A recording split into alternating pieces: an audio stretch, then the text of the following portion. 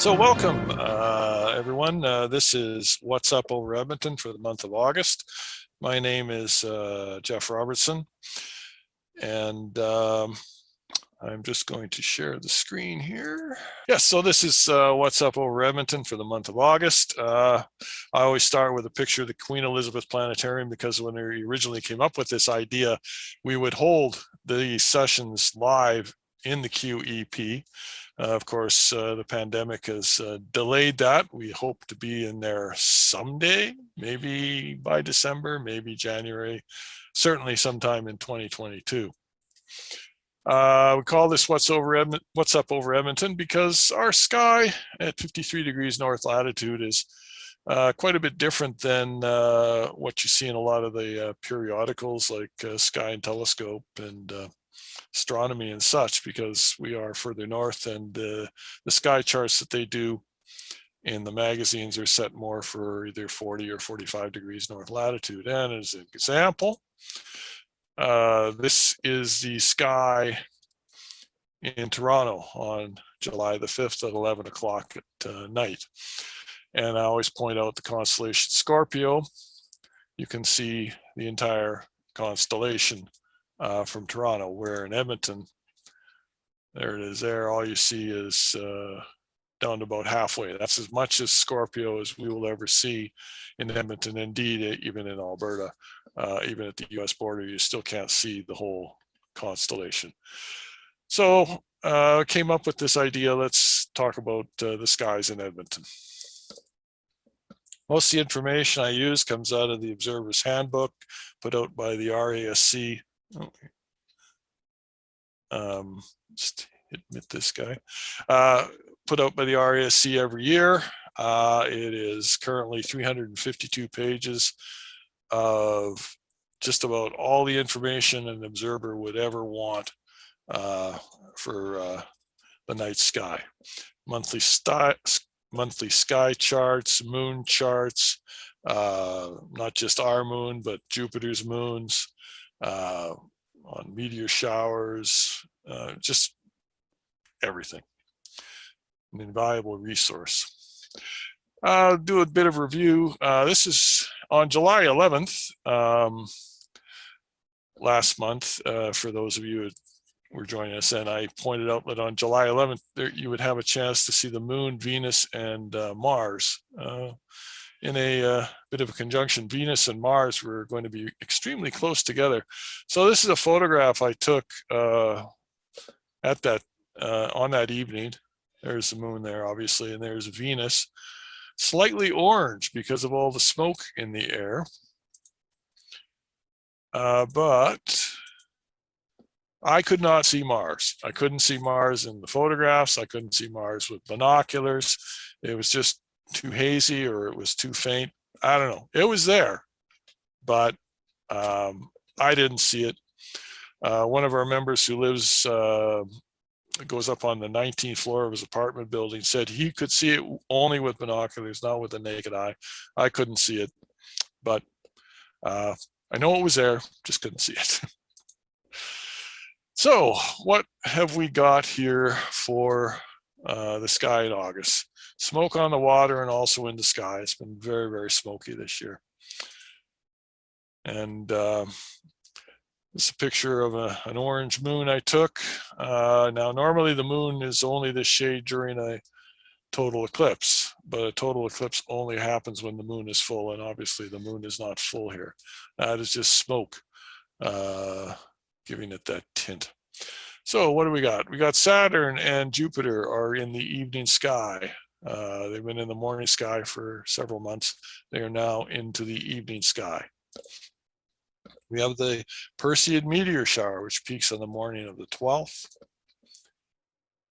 We got Venus very low in the west. It sets west-northwest at the beginning of the month and crosses where it is exactly due west, and then sets west-southwest by month's end.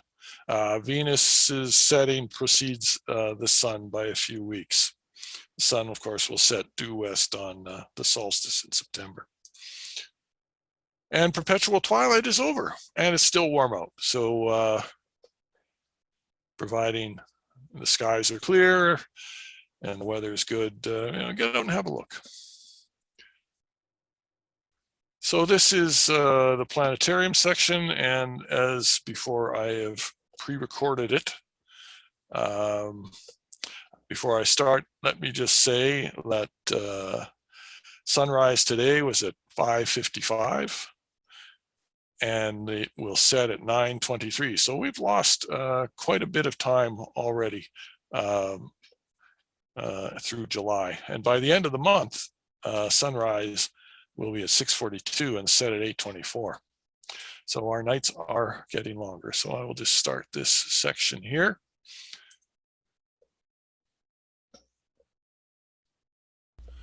Okay, we'll start the planetarium program. Now, just for this one instance, I have set the time for 10 o'clock just to talk about Venus for a little bit. At 10 o'clock on August 4th, tonight, Venus is going to set at 10:22. So it's only about 3.5 degrees above the horizon. You see it right there. Mars is about 1.5 degrees above the horizon right now, and it is just about impossible to see. In fact, I haven't seen Mars for some time now.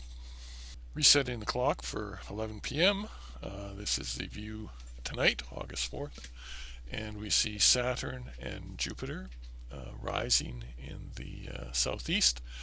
Both are easily visible with the naked eye, assuming the sky is clear, free of smoke.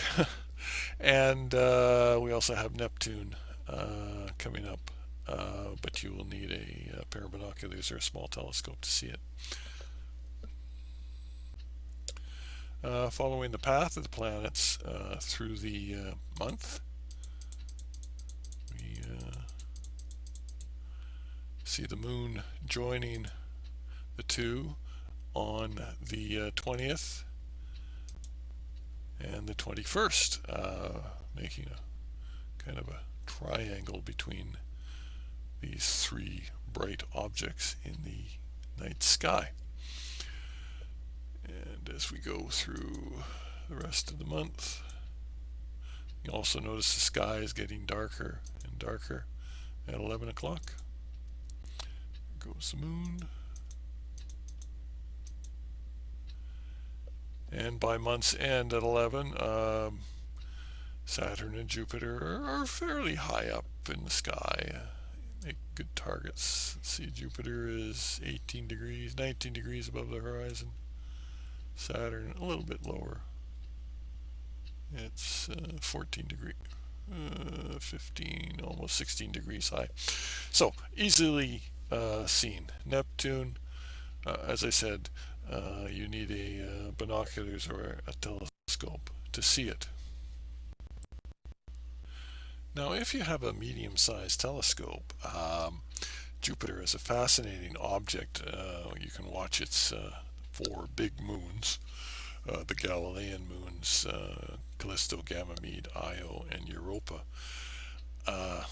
move around the planet in a clockwork dance. And also, you can watch their shadows move across the face of the planet itself. Now, when a superior planet, that is a planet whose orbit is outside that of Earth, is at opposition, the shadows are nearly directly below the moon as it transits. So there's a couple nice transits in August at a reasonable time. This is on August the 10th, and this is Io. So I'm just going to run this forward a little bit. I started at 11:30. And now we're moving into the 11th. And you can see Io and its shadow crossing the planet. On the night of the 18th, you can watch Europa's shadow cross the planet. Now, I should say, when the moons are crossing in front of Jupiter, they're really, really tough to see.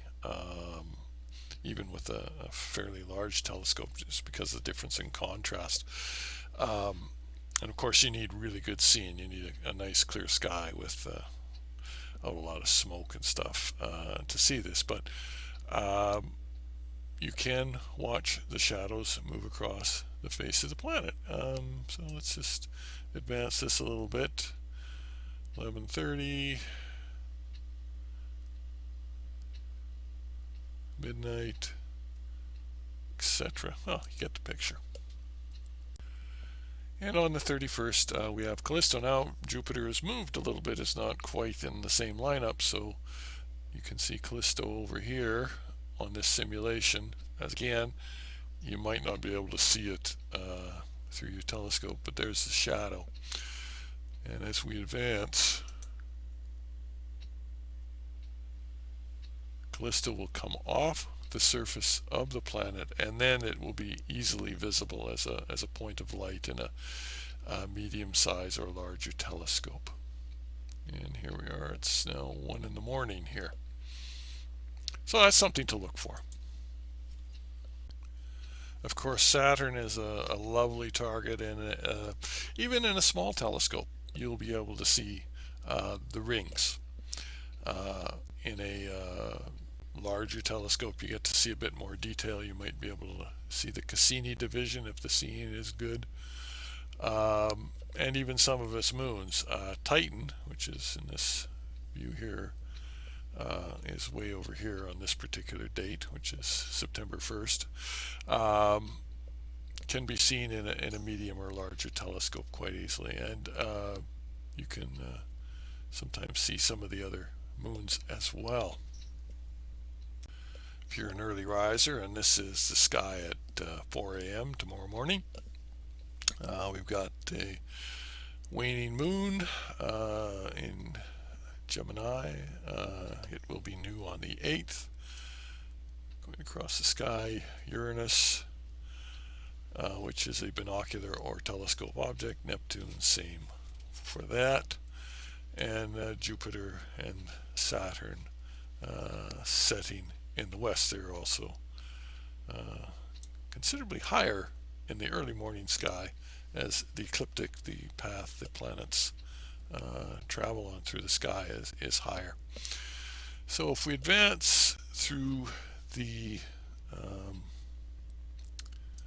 month, just reset that here.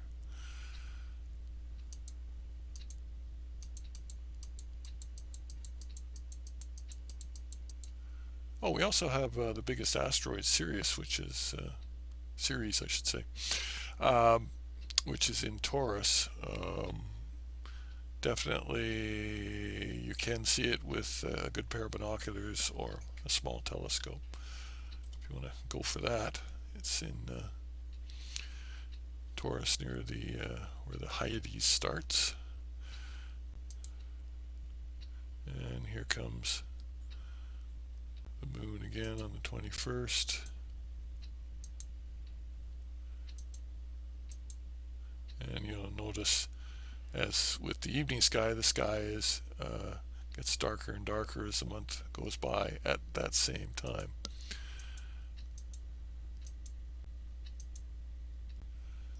And here we are at the end of the month. Of course, the highlight of the month is the Perseid meteor shower, which peaks on the morning of the 12th.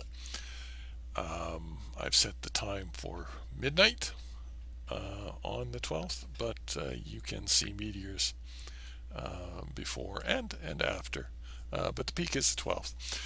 And it's best to watch for meteors after midnight, when the night side of the Earth is pointed into its path in its orbit, and as we plow through the debris cloud of Comet Swift-Tuttle, which causes the Perseid meteors, you just see more meteors here. They appear to radiate from this point here, which is the radiant in the constellation Perseus, which is this guy right here. The meteors go all over the sky, which is why we say you don't use binoculars. You definitely don't use a telescope. You just get a comfortable chair, lay back, and just watch the show, because they're going to be going all over the place. But if you traced their path back, they would come from this point in the sky. Now, if there's a fairly bright meteor, you can use binoculars to see if there's a smoke trail. Um, but anyway, it's a great show. There's no moon, so providing it's clear out, you'll have a great view of the Perseids. Now, while you're watching meteors, spare a little time to view our galaxy, the Milky Way, in the southwest. Beautiful. Of course, you can't see it in the city. The city lights wash it out. And also, while you're in the area, spare a little time for M31, the Andromeda Galaxy, which is right here. Easy to see in binoculars out in the country. You can actually see it in binoculars in the city, but all you're going to see is the core, this bright here, and in the city in binoculars it appears as just a smudge. So it's not far from the constellation Perseus. How I like to find it this time of year is to line up on these two stars, Mirach, and this one doesn't have a nice name, Mu Andromedae, and just go straight up and you'll bump right into it. The galaxy is actually fairly large. It actually covers more area of sky than the full moon. So it's a good binocular object. So spare a little time for our nearest spiral galaxy to ours. So as far as the other constellations, and this view is at 11 o'clock on the 15th of the month. Ursa Major, the Big Dipper, which earlier in the year was riding very high up in the sky, is swinging down closer to the horizon, and it will get lower as the months go by, almost straight up. See just a tip of Cygnus the Swan, Draco the Dragon here, Hercules, King of the Fleas, as my kids would say. Little Dipper, Cassiopeia. We have all three of the constellations that have this, have the stars of the summer triangle well placed, and I will just bring that up, and there it is, the summer triangle being Vega, which is about 25 light years from here, Altair, which is about 17 light years from Earth, and Deneb, the dimmest of the three, but still a fairly bright star, but it's 3,500 light years from Earth. So you wouldn't want to be very close to that, because it would just give you a really bad sunburn if you were got too close to Deneb. And in the morning sky, we see more of the constellations of winter, reminding us that summer will soon end. I find in Edmonton we seem to be either cleaning up after winter or getting ready for winter, with only about a month and a half where we're just enjoying ourselves in the summer. Anyway, Gemini, Orion, the main constellation of the winter, at least in my mind. Taurus is already well up with the Pleiades.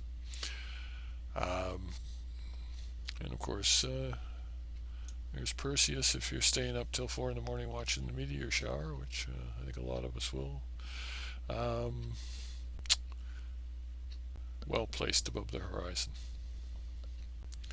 And so I think that's about it for the planetarium portion of this session.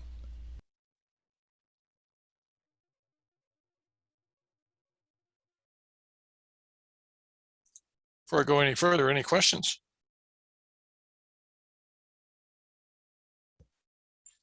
Okay, we'll go to the moon now.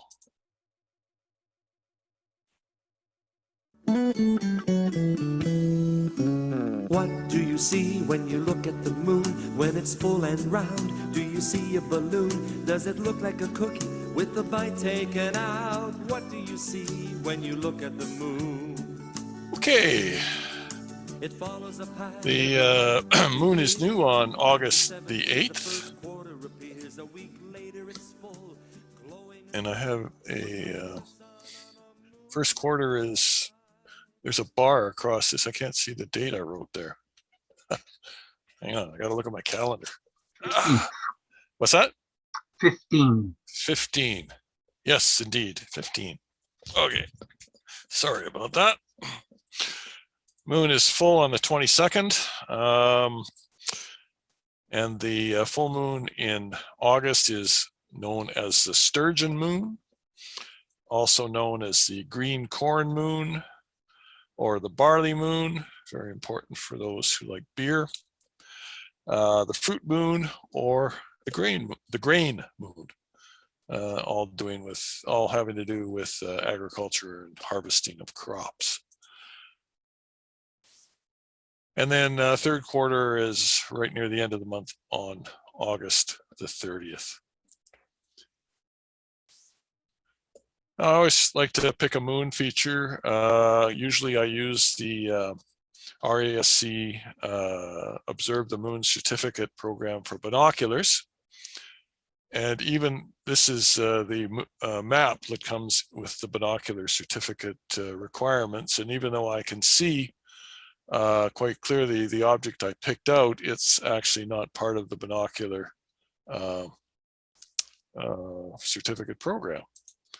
So I have to use the telescope map. And what we're going to look at is this guy right here, which is the crater Archimedes. And this is a picture I took some months back. Archimedes is right there in Mare Imbrium, or the Sea of Rains, near the Apennine Mountains. So there it is there. There are the Apennine Mountains. It's the largest crater in the Imbrium Basin. It's 80 kilometers across. It's 2.1 kilometers deep. And it was named after the famous Greek scientist, the Eureka guy. And even though it's a telescope certificate object, you can see it with binoculars quite easily. So this is a lunar reconnaissance orbiter photograph, and it's got a very flat lava-filled floor. It doesn't have a central peak, which you would expect for a crater this large. So I suspect that sometime in its past, lava filled up the crater and covered the peak, and there have been a few impacts since. This is an oblique view taken from one of the Apollo missions. Now, if you recall the map I had, there's two other craters quite close to Archimedes. There is Aristillus and Autolycus.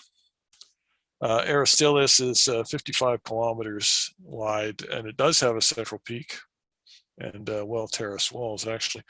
And Autolycus is 39 kilometers across. And both of these were named after circa 300 BC Greek astronomers.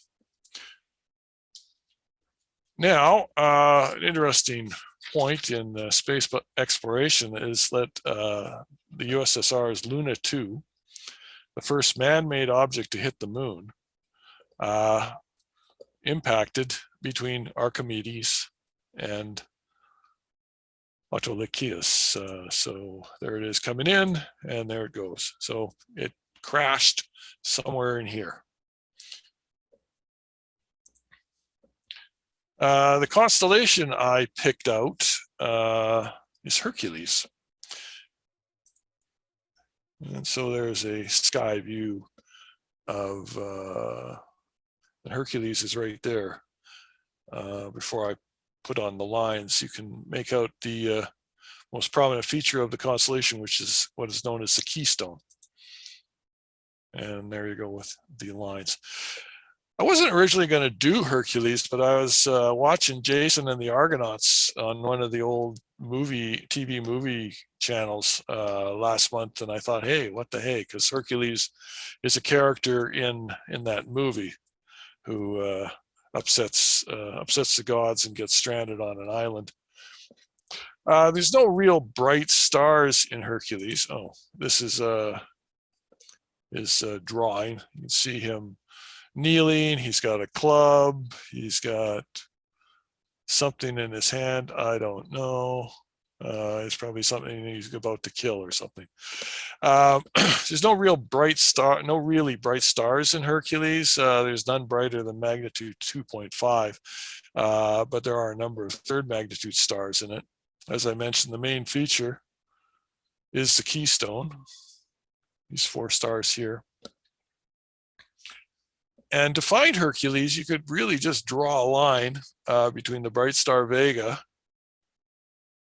and go to Arcturus in the constellation Bootes, which we talked about last month, and it'll run right through the keystone. It's as I pointed out in the planetarium section, Hercules is almost directly overhead right now. Hercules, as I said, he was in this movie.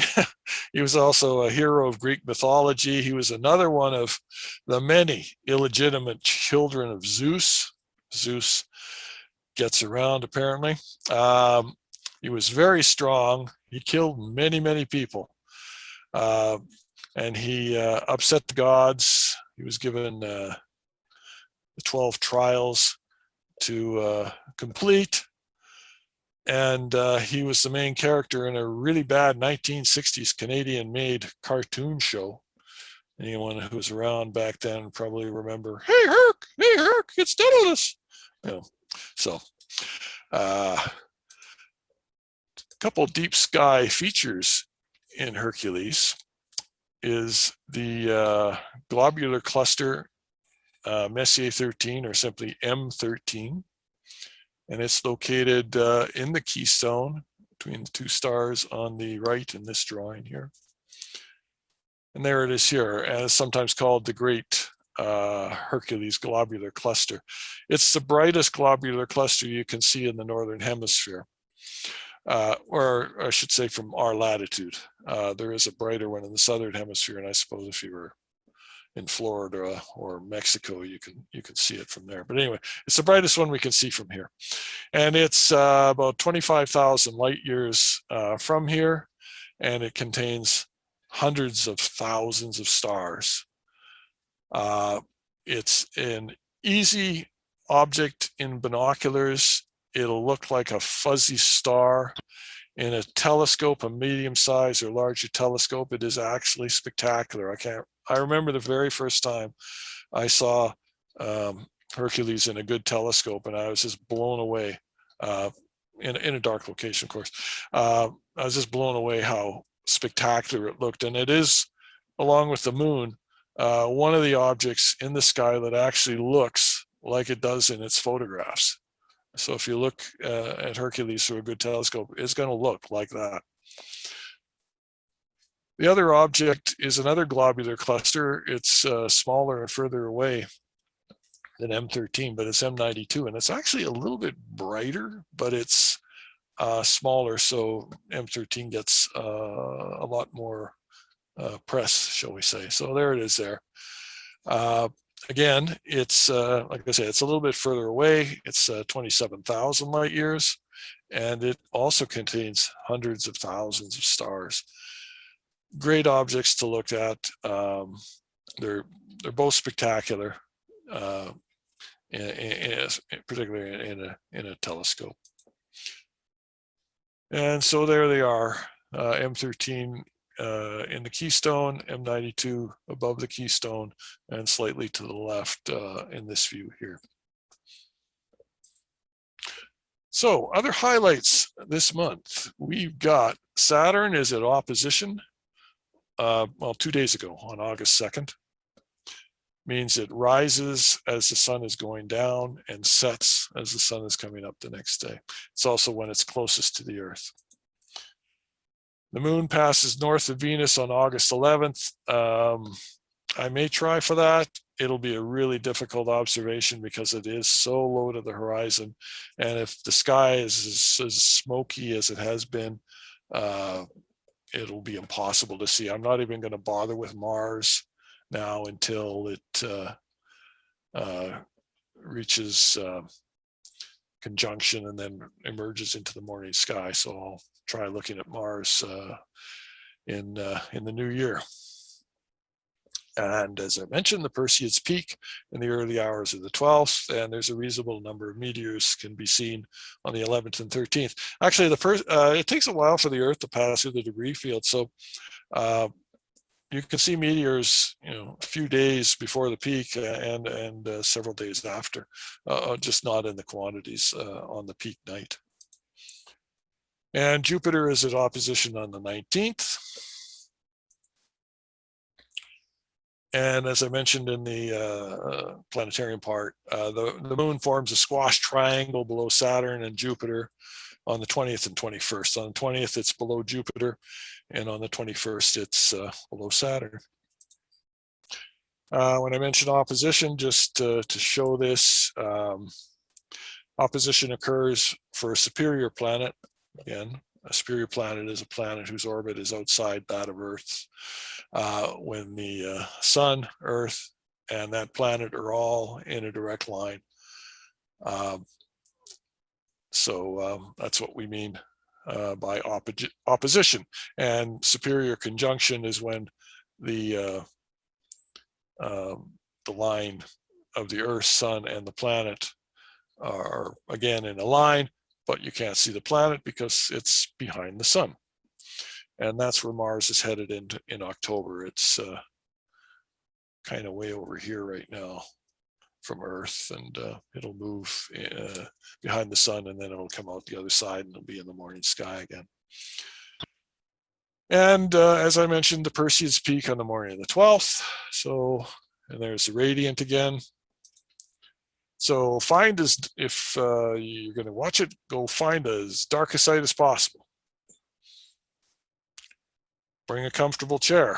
If you're standing, you're going to have a sore neck. If you're laying on the ground, it's going to be all dewy. You're going to get all wet and cold.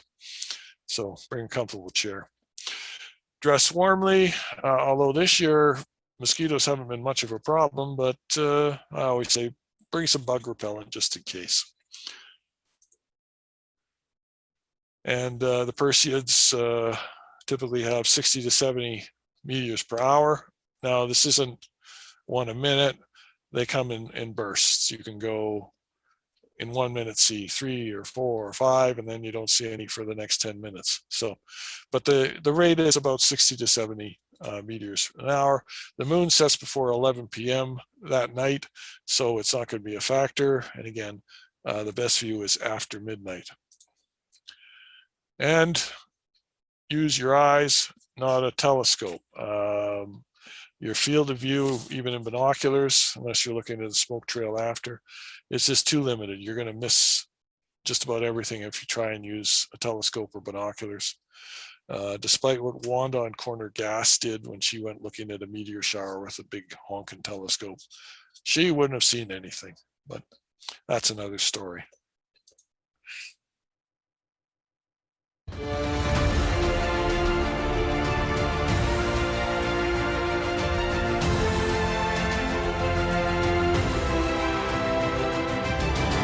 Okay, this is my little bit on space history. And as I've said before, I pick an event that happens in the month where the anniversary date is divisible by 5. So this year, it's a year that ends in a 1 or a 6. So this year, I picked one that I could have done last month, because it actually transcends July and August. But because I wanted to talk about Viking 1 last month, I held on to this guy for this month. So it's a trip to the mountains. Now in Edmonton, if we want to go to the mountains, we'll usually head to Jasper. Hop in the car or take the train and go to Jasper and enjoy the beautiful scenery and all the amenities of Jasper National Park. Now, 50 years ago, these three guys named Jim Irwin, Al Warden, and Dick Scott hopped in their RV, which is this Saturn V rocket behind them, and took a trip to mountains a little bit further than Jasper. They went to the mountains of the moon. And this was the voyage of Apollo 15, which is happening actually 50 years ago today. Now, Apollo 15 was the first what they called the J missions, and the J missions involved extensive scientific goals for the mission. They reconfigured the lunar module to hold a bunch of extra equipment. The most notable one being this guy here, the lunar rover. They also reconfigured the spacesuits the astronauts wore on the moon to be more flexible, mostly so they could sit in the rover. The AL-7B spacesuit, which they used for the last three missions, was a lot more flexible. They could sit down, they could bend over. It was just a lot better than the old AL-7s that they used for previous missions. The command and service module was also reconfigured with a SIM bay, they called it. It was a scientific instrument and mapping bay, and we'll talk about that a little bit later. The LRV, the lunar rover, was fitted with a remote color camera. So when any of you were here for January when I talked about Apollo 14, when the astronauts wander off to Cone Crater, they left the camera sitting on a tripod and they just faded into the distance and you didn't see them for hours. This way they could bring the camera with them and the people on the ground could see what they were doing. And it was very helpful for the scientists in the back room of mission control who would tell the astronauts if they saw something interesting on the TV, hey, go check that out. So Apollo 15 launched on July the 26th. They went into orbit around the moon on the 29th and landed on the 30th. They left the moon on August the 2nd and continued orbiting the moon for 2 more days. They fired the service module engine on August the 4th, 50 years ago today, to come home, and then they splashed down on August the 7th. It was a 13-day mission. It was the longest mission to date. So it received a lot more publicity than 14 did, mostly because of this guy, the lunar rover. And it was a 4-wheel vehicle.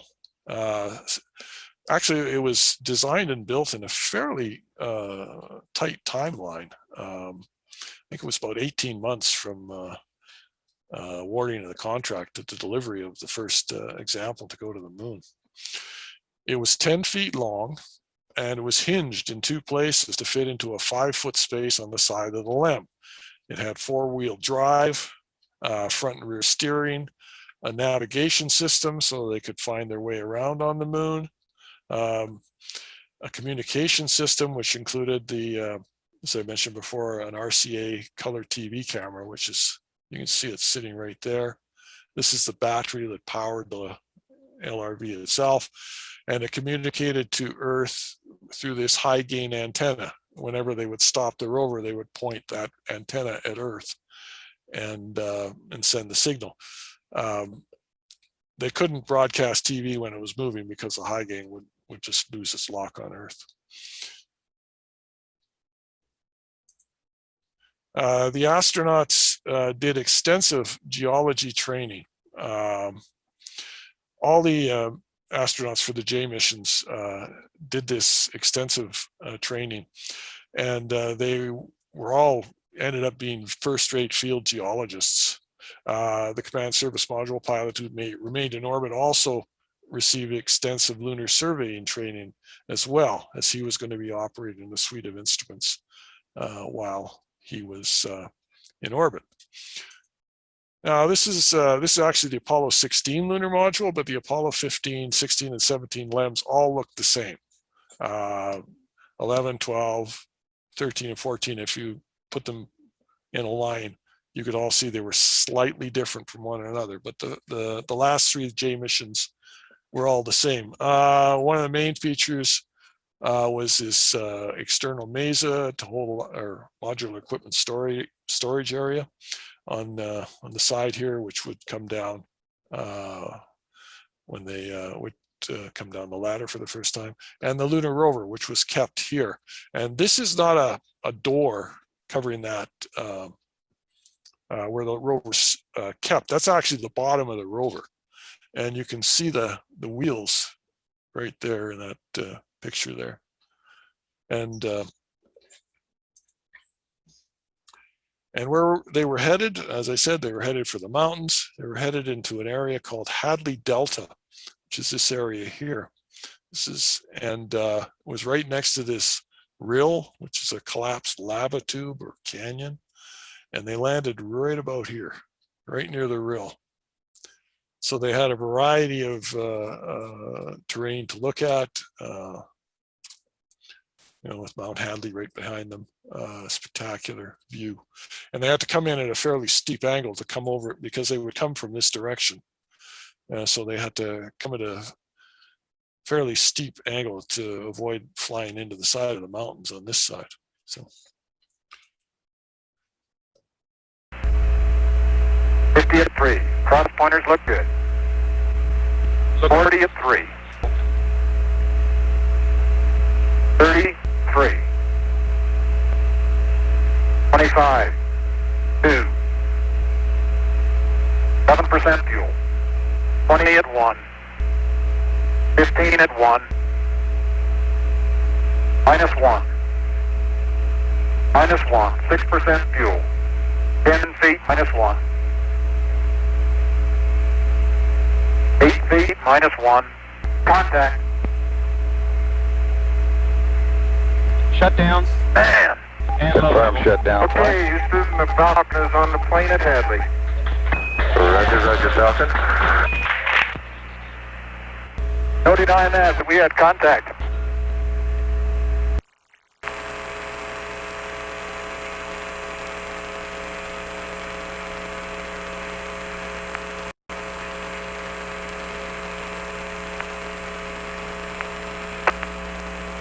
Dave, an extraordinary television picture here.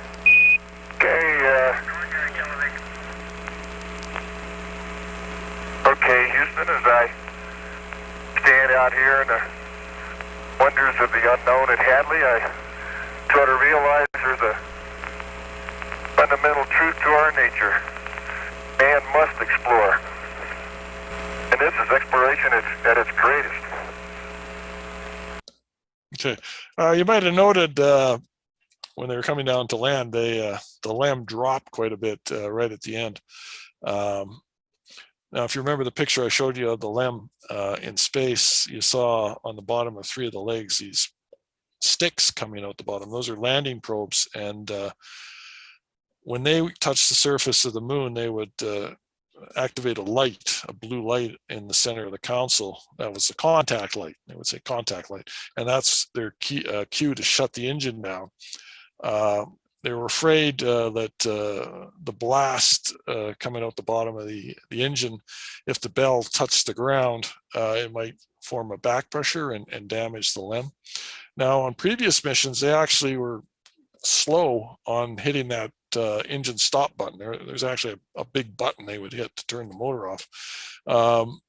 And so it would settle down with the motor still firing, and they didn't have that big drop. But on 15, as soon as Irwin called contact light, Scott, who was flying the the LEM, hit that button and they dropped down. And Erwin explained that, bam, because they was quite the shock. After they landed, they did something that was never done on any other Apollo mission. Dave Scott did what he called a stand-up EVA, where he would stand on the ascent engine cover, which was right behind where the astronauts stood when they were flying this thing, and opened the top hatch and stood up on the engine housing and popped his head out the top hatch and had a look around to survey the area from 20 feet off the ground, which was and took a number of pictures and did a survey and just saw if there was anything that maybe they could add to the flight plan of the EVA. Okay, when they landed with a bit of a tilt because the bottom leg landed inside of a crater that Scott later admitted that he didn't see. And you can see the Mesa deployed here with all their equipment. They also had a whole bunch of equipment in the back of this thing for the rover. So I think the next little movie I've got is deploying the rover. Now this sequence is 9 minutes long, but I've shortened it to 1 minute, and then they drive away. Sorry, And, Jeff, before yeah. you do that, as they were coming down, there was a 3, 2, 1, -1. What was that? Oh, okay. The rate of descent. Okay, so they would say like 50 at 3 or 50 at 2. They're 50 feet above the ground, and the rate of descent is 3 feet per second.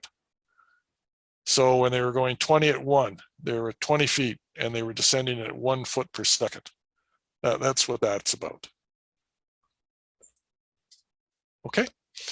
All right. So as I said, this is the deployment of the lunar rover. This is the only video that exists because on 16, the S-band antenna on top of the LEM, they couldn't get it lined up on Earth to transmit the TV signal. So they never had TV until they actually put the camera on the rover. And on 17, they didn't even bother turning the TV on until it was on the rover. So coming down the ladder, 15 was the last mission to do that, or to show that on TV. So here we go. Oh, I forgot about this picture. Yes, here is the rover getting installed on the side of the LEM, and there's Dave Scott watching, making sure everything's tickety-boo. Okay, here we go.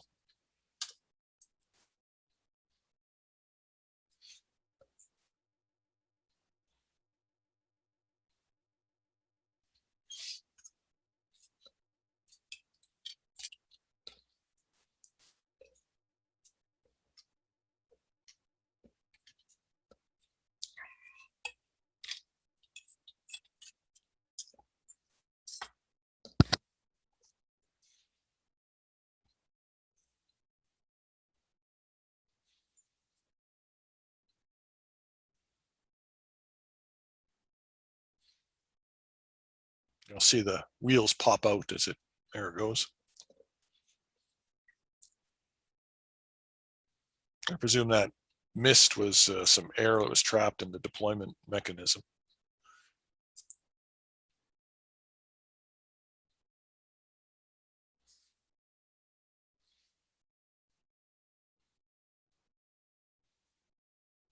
And they go crank, crank, crank as they lower it down to the surface.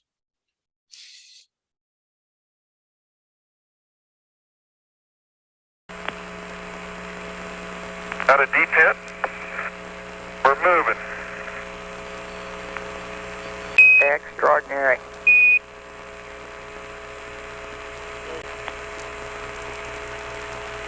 And this bit here is just they're doing the final outfitting of the rover.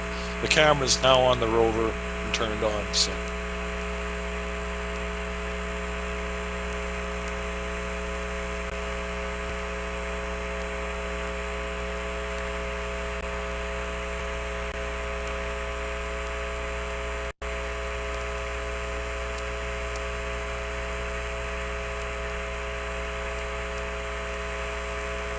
Lift is on.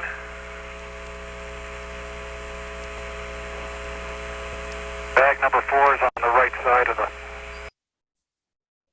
Okay. Oh, I should mention, Apollo 15 was my very favorite Apollo mission. I don't know, there's something about it. It's my favorite Apollo mission. The highlights, for me anyway, were just the views that were coming back on the television, and then the photographs after, particularly, with the mountains and the rill, which you can see here in the background. This huge canyon. They think it's a collapsed lava tube. On TV, they went to the edge of the rill, and Mission Control was a little worried that they might fall in, because it looked like they were standing right on the edge of a cliff and they were going to fall in like Wile E. Coyote or something like that. But the astronauts said that the slope going down the rill was actually quite gentle, and they could have walked down quite a ways. But of course, they didn't, because if they did go down too far and couldn't get back up, they were kind of hooped. And the other big highlight was discovery of that rock, known as the Genesis rock. It was a piece of anorthosite. Now, I did have a video of them finding this thing, but I thought this session is going a bit too long, so I left it out. I might stick it in the thing I post on YouTube. Anyway, it's the oldest sample brought back from the moon.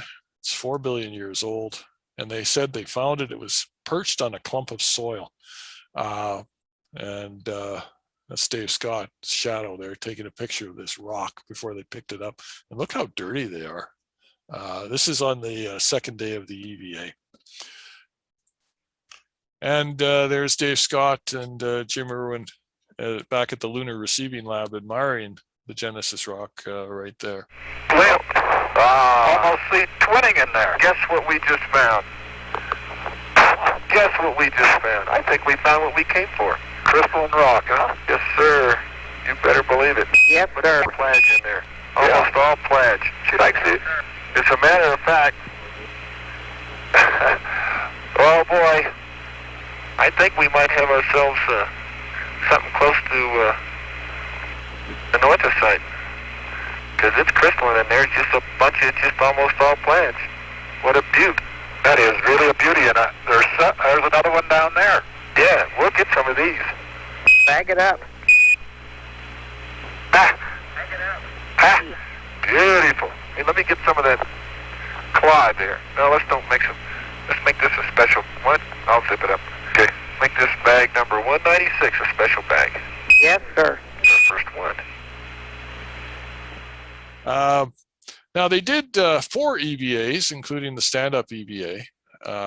They traveled 28 kilometers. They brought back 77 kilograms of samples. They deployed an ALSEP, the Apollo Lunar Surface Experiment Package. They took core samples, but they did have trouble with the drill. It would get stuck, and they couldn't get the core samples out, but they eventually got some core samples back that they could bring back to Earth. But they had to abandon the drill on the first EVA, and when they went out on the second day, they managed to get the thing partially out, and so they did get some core samples out. Now, when people talk about Apollo 15, a lot of times they show this experiment that Dave Scott did right at the end of the fourth EVA, the hammer and feather experiment. So I'm just going to show that here. Not quite yet. I haven't put the solar wind in yet, but I will shortly. I want to watch this. Sure, I have a good picture there. I've got Beautiful picture, Dave. Well, in my left hand I have a feather. In my right hand a hammer. And I guess one of the reasons we got here today was because of a gentleman named Galileo a long time ago, who made a rather significant discovery about falling objects in gravity fields. And we thought that where would be a better place to confirm his findings than on the moon. And so we thought we'd try it here for you. The feather happens to be appropriately a falcon feather for our falcon. And I'll drop the two of them here, and hopefully they'll hit the ground at the same time. How about that? It proves that Mr. Galileo was correct in his findings. Oh, one other thing I should mention is the capsule communicator for all three of the EVAs was Joe Allen, who was one of the 6 scientist astronauts who joined NASA in the mid-60s. He never got to fly in space until the space shuttle program. He flew on, I think, the 5th space shuttle mission. But this was the first time they had the same capsule communicator for all the EVAs. And actually, Joe Allen would go out on their geology field trips with them also. The last video I've got is of the lunar liftoff. Now, it was the first time we got to see the LEM take off from the moon, but we didn't get to follow it up into the sky. When you see that video, it's always Apollo 17, sometimes 16, but 17 is the best.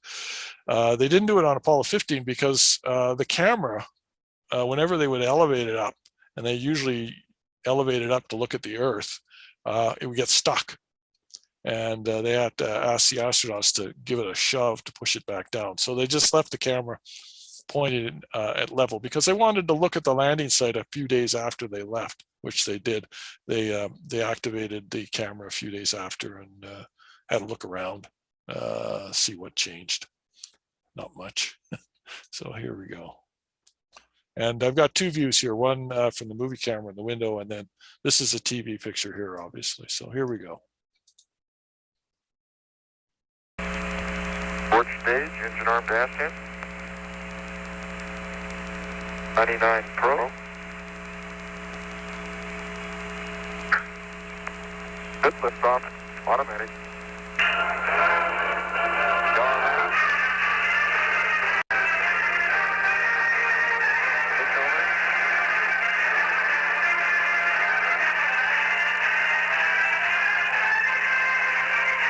About 306. So that's the view of the lunar liftoff. Now, I hope you're paying attention to the view out the window. What was that? Okay. Anyway, this is a picture from the. Is that me or is that? Anyway, this is a picture from the Lunar Reconnaissance Orbiter of the Apollo 15 landing site. And there's the rover here parked behind the LEM. There's the descent stage left. And there's the ALSEP, which you saw in the movie out the window as they were pulling away from the moon. And you could see the tracks in that movie. You can also see the tracks here in this picture taken decades later. Not a lot has changed on the moon. Now, Al Warden wasn't just sitting up there going around and around in the command module twiddling his thumbs. He was actually quite busy with the scientific instrument mapping bay here, and you can see it here on the side of the LEM of the CSM, and it contained all sorts of instruments for measuring the environment around the moon, measuring magnetic fields and gravity fields, and taking pictures with these high-resolution mapping cameras. Also in the sim bay was a sub-satellite, which they deployed just before they left to come back to Earth to measure the environment around the moon for several months after. Now, of course, there was no fancy digital cameras back then, so Al had to go outside and get the film cartridges. And this was the very first deep-spaced EVA ever done. They did the same for 16 and 17. But it was about a 30-minute EVA. He went out, brought back the canisters, or I think there was 3 of them, of film, and hopped back in and landed in the Pacific Ocean. Now, probably the biggest anomaly that happened was that one of the parachutes didn't fully deploy. So Apollo 15's had the hardest splashdown of the entire Apollo program. It was also after 11, 12, and 14, where the astronauts had to go into a 3-week quarantine afterwards to prevent infection from moon bugs. 15, 16, and 17 did not require it. So 15 was the very first lunar mission that didn't require quarantine. And when they were picked up out of the ocean, loaded aboard their helicopter and put back on the aircraft carrier, they just got out, waved, gave some speeches, went and had a shower. So anyway, that's it. I always reference Heavens Above. It's a great website for astronomical sights, sounds, what's happening, etc. Our next What's Up is going to be on September the 1st, 7:30. And our next general meeting of the RASC is on the 13th, also at 7:30, and it will also be on Zoom. There will be details on the RASC Edmonton website. I believe we're having a talk about the James Webb Space Telescope. And with that, I will say thank you. And is there any questions?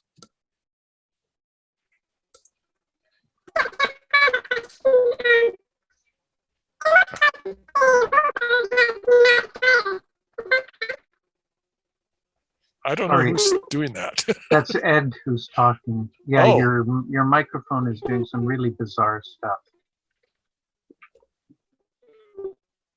Yeah, you sound kind of like Mickey Mouse or something. You can always type in your comment in the chat.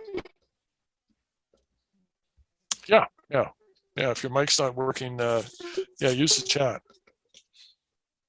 While you do that, I'll say, thank you, Jeff. I always get the chills when I see the hammer and feather clip. It's just so. Yeah. It's like, of course it has to, but you're Yeah. just like, wow.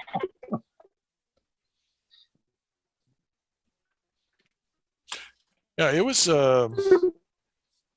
I think it was the last mission where they showed all the EVAs on network television, and it was in the summer. I had a summer job, but I didn't have to go to work until later on in the afternoon. So, what if that's me? No, I'm pretty sorry. I muted you again, Ed, because the sound is really awful. Yeah. All right. I don't can't see your comment in the chat though yet. No, I can't see any chats. Oh, one other thing regarding the Perseid meteor shower, something that's relatively new about observing the Perseids is people these days will have a tendency to use their smartphones when out in the dark. And oh yeah, don't do that. Yeah, don't do that. Just like, oh, I need to just check something. Ah, the light comes out, and that'll set you back sort of 20 minutes before you can sort of really properly readapt again to the darkness. So remember to not use your cell phone, or at minimum use some red plastic, translucent plastic, to tone it down a lot.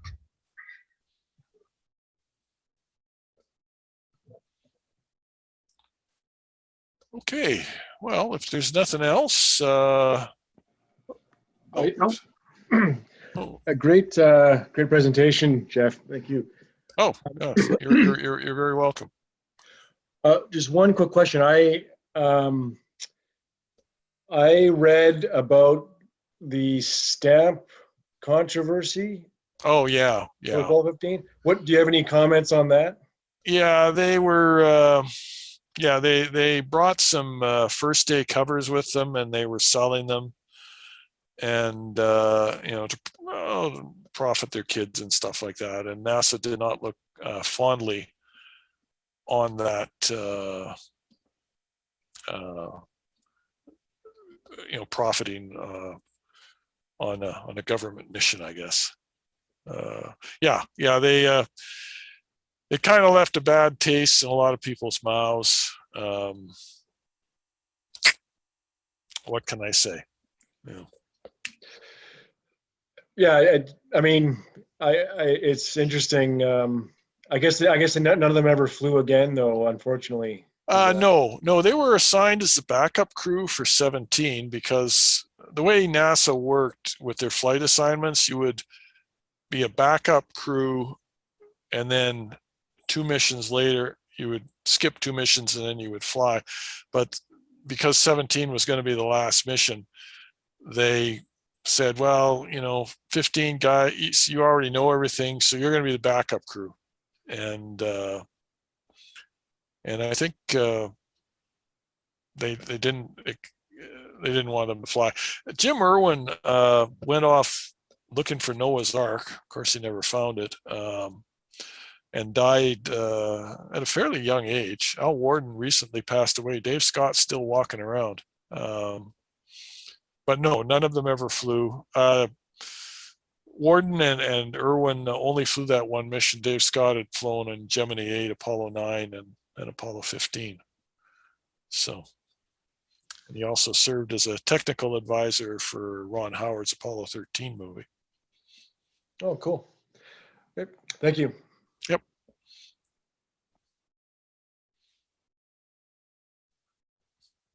All right.